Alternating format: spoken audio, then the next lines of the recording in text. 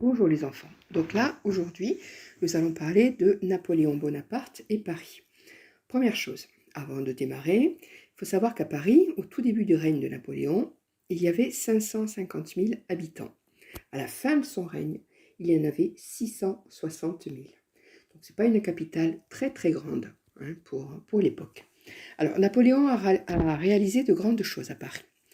D'une part parce que c'est la capitale de la France, mais elle avait été cette capitale, pendant quelques années, délaissée au profit de Versailles. Donc il voulait lui redonner, lui redorer son blason, et puis aussi il voulait, comme c'était la capitale de la France, que ce soit réellement une capitale, qu'elle soit digne d'être la plus grande ville de son pays et donc aussi de son empire, parce qu'il avait sa petite idée dans la tête. Il la comparait souvent à Londres. Londres était une ville importante, plus importante que Paris.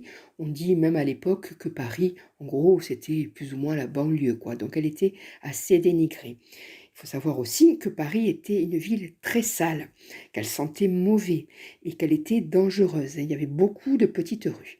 Donc ça, c'est le premier point important. Le deuxième point, et qui n'est pas négligeable, donc Napoléon a voulu aussi faire des travaux dans Paris parce qu'il voulait donner du travail aux Parisiens.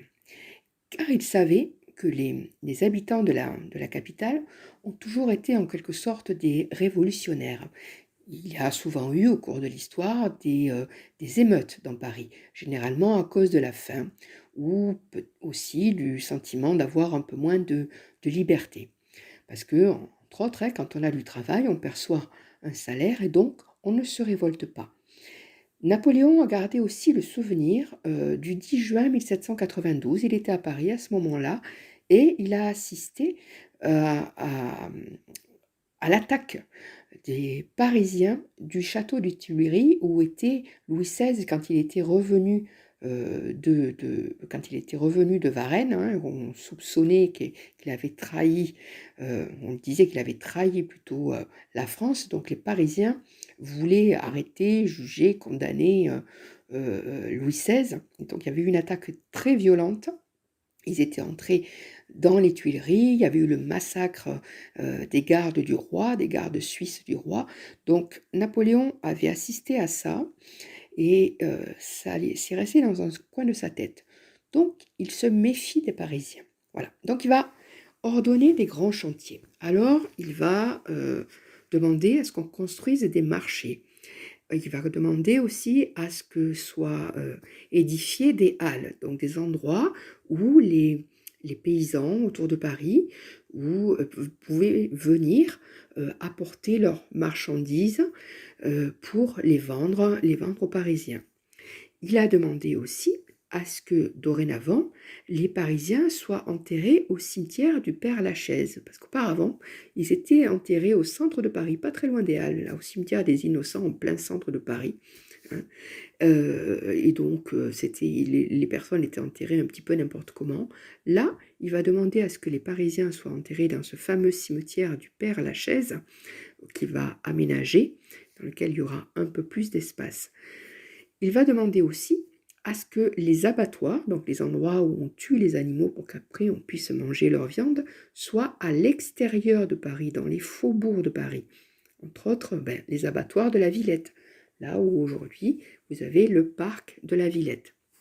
Il va demander aussi à ce qu'on aménage les quais de Seine, à ce que les bords tout le long de la Seine, les rives de la Seine soient pavées. Auparavant, c'était de la terre, c'était sale. Lui, il va demander à ce qu'on mette des pavés, à ce que ce soit propre. Il veut assainir Paris, l'aérer. Et pour aérer Paris, pour l'assainir, il va demander à ce qu'on ordonner à ce qu'on élargisse les rues. Elles étaient étroites, certaines mesuraient 1 mètre de large. Lui va demander à ce qu'elles soient plus larges. Donc, il va falloir démolir beaucoup de maisons, beaucoup d'immeubles. Voilà. Entre autres, il va ordonner la construction de la rue de Rivoli. Alors, Rivoli, c'est pas pour rien, hein, ce nom, c'est une de ces batailles qu'il a gagnées en Italie. Donc la rue de Rivoli, qui existe encore, hein, qui part en gros de l'hôtel de ville jusqu'à la place de la Concorde, elle mesure à peu près 900 mètres de long. Et le long de cette rue, hein, qu'il a fallu élargir, qu'il a bien élargi, il a demandé à ce que les immeubles soient identiques. Hein. Donc, ils mesurent tous 30 mètres de haut.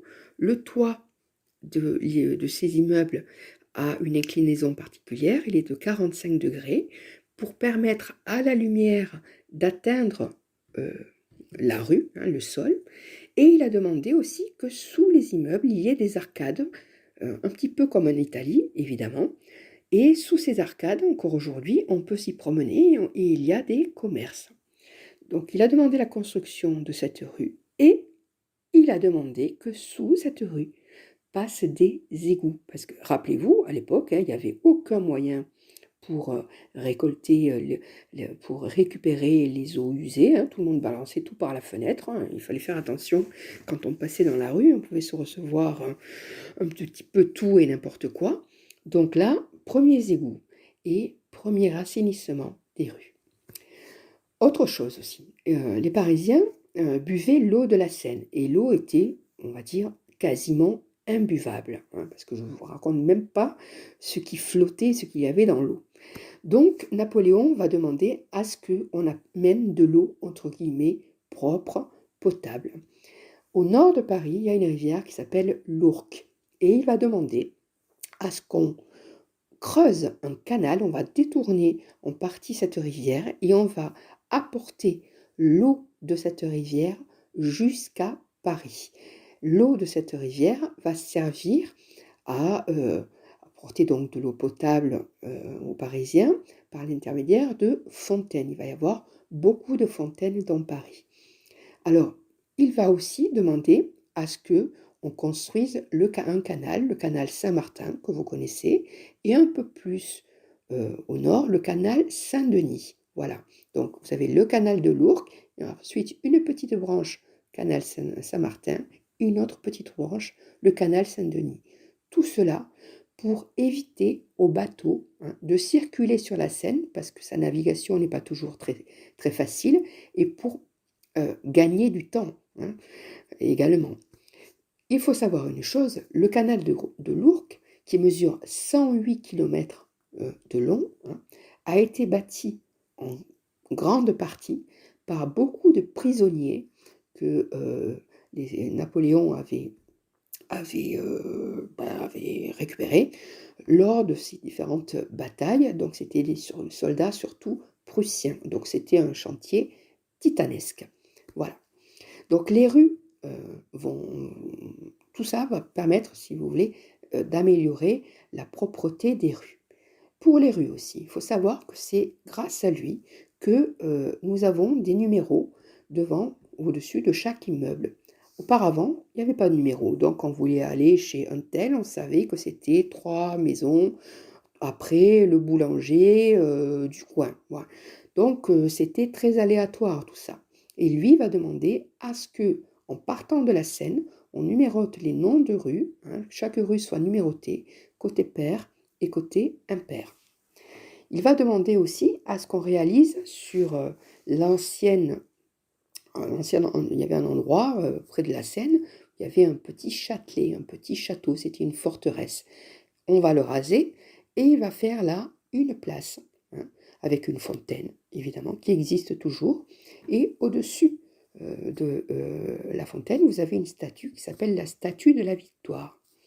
Napoléon aussi a permis le réaménagement du musée du Louvre. Hein. Ce n'était pas encore celui que l'on connaît aujourd'hui, mais par rapport à celui qu'il était, il a fait apporter des modifications. Hein, et celui qui l'a aidé dans tout ça, c'était Vivant Denon. On en a parlé on a parlé lors de la leçon précédente sur l'Égypte. Hein, Vivant Denon l'avait accompagné en Égypte. Autre chose, 3 derniers points dans ces grands chantiers, il a fait faire construire 3 ponts. Alors, tout d'abord, le pont d'Iéna, qui enjambe la Seine, et le pont d'Austerlitz. Ces 2 noms sont tirés de batailles, évidemment, qu'il a gagnées. Et il a fait construire le premier pont métallique de France, c'est le pont des Arts, cette passerelle sur laquelle on peut se promener aujourd'hui, passerelle avec une armature donc en métal et le dessus en bois. Donc c'est un pont très léger, contrairement aux autres ponts qu'il y avait jusqu'alors. Donc c'était un pont sur lequel, pour pouvoir y marcher ou y passer à cheval, on devait payer. C'était un pont payant, voilà.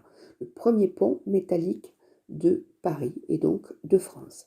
Donc je m'arrête là pour les chantiers et dans le prochain enregistrement, je vais vous parler de quelques monuments.